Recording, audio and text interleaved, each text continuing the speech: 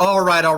Matt, the mortgage guy. In today's video, I want to talk about inflation, what that means for mortgage rates in 2022, and what that mortgage rate change may or may not mean for the real estate market. Stay tuned. I'm going to jump into all kinds of different stuff. Towards the end, I'm going to give you today's pricing scenarios, just so you have an idea of where 30 years are at, conventional, VA, FHA. Stay tuned.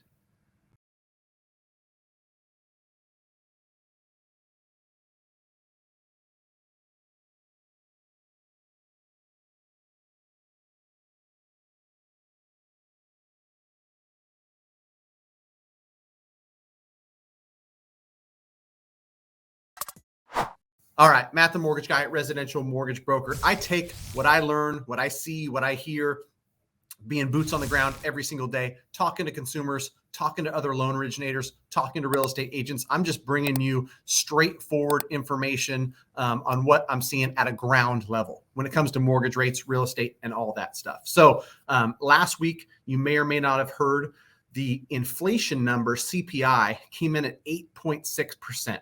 That was up from the last reading of 8.3%. We had hoped that inflation was on its way down. Instead, it looks like it was even higher. Month over month reading was like 1%.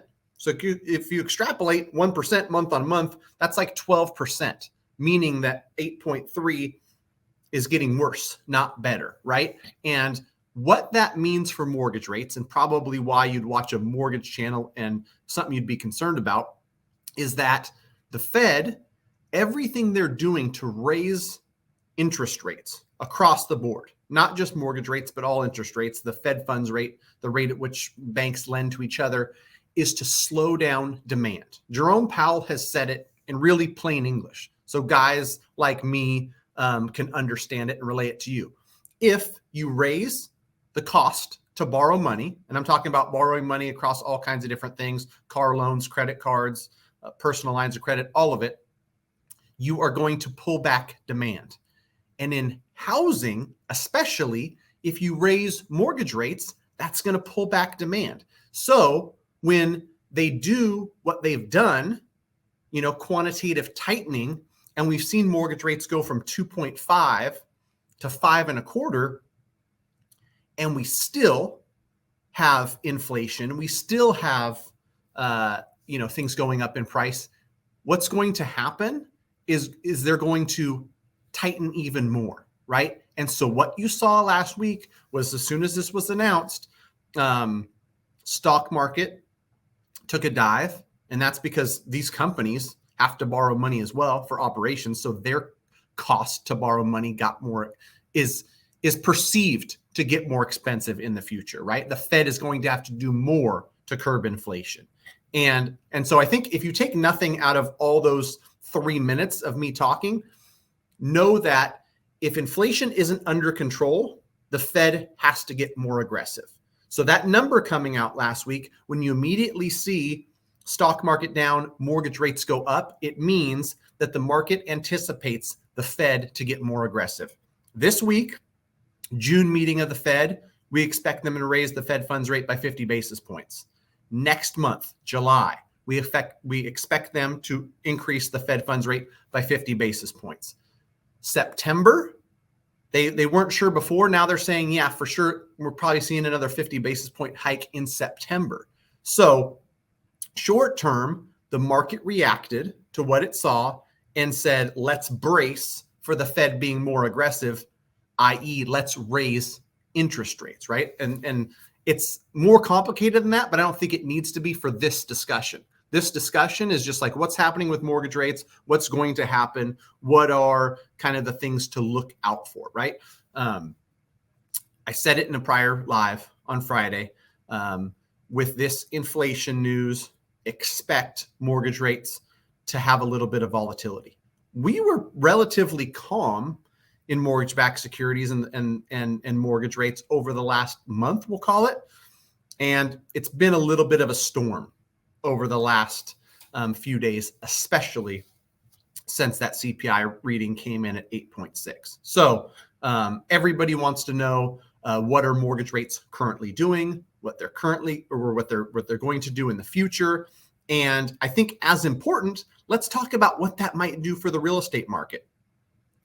If we calm demand and we look at the prices of houses as somewhat a function of supply versus demand, that would mean home prices would come down. Here's the problem.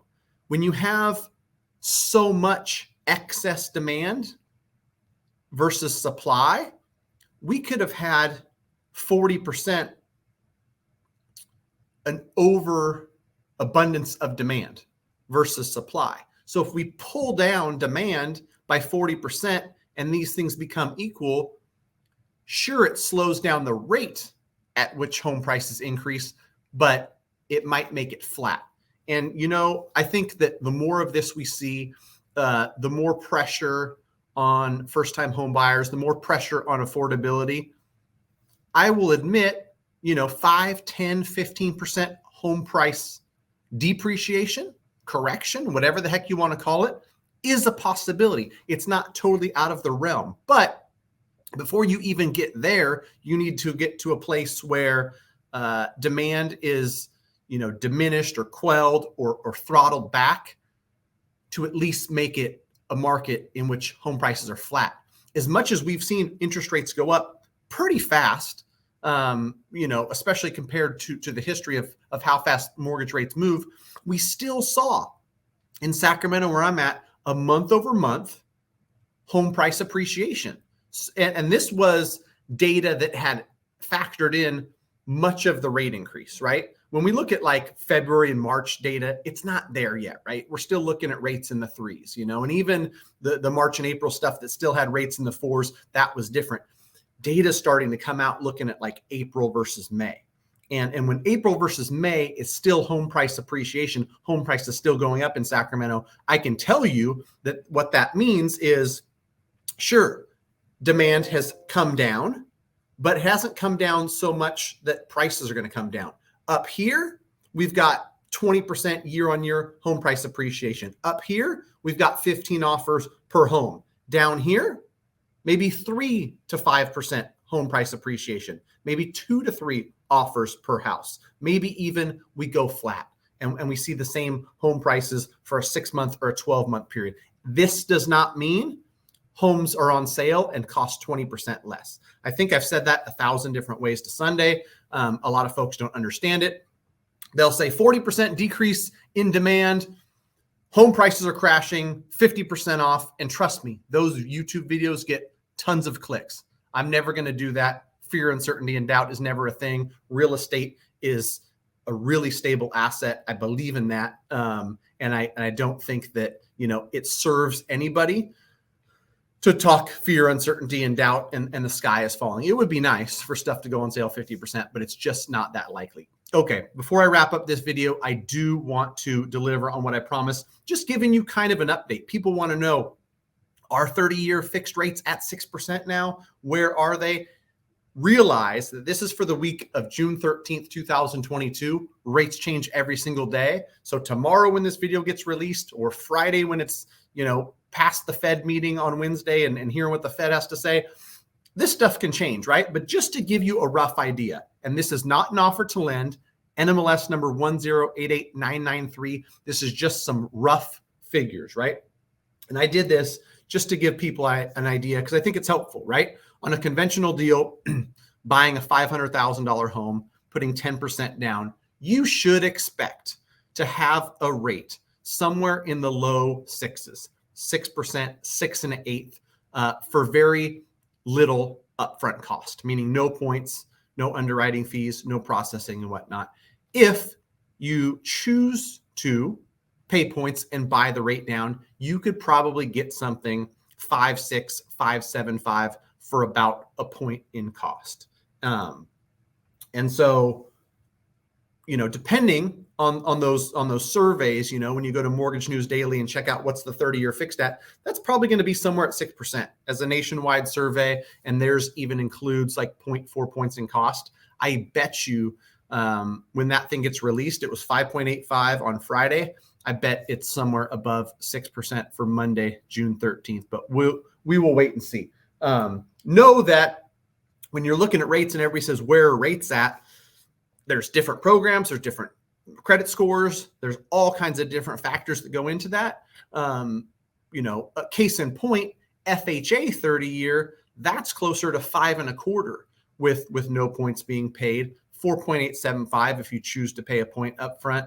And, I didn't use 800 credit score. I used 660 when I went over this. So know that FHA rates are going to be lower, come with higher mortgage insurance, but that's where that's at. VA stuff, again, I used a lower credit score, 660 or 680, and no cost at all is probably 5.3 to 5.5. If you choose to pay a point up front or get some seller credit to buy it down for the veteran, you could get it to 5% or slightly lower there. Again, not an offer to lend, just me giving you some rough figures on where rates are at. And I think it's helpful. So we will watch, we will see.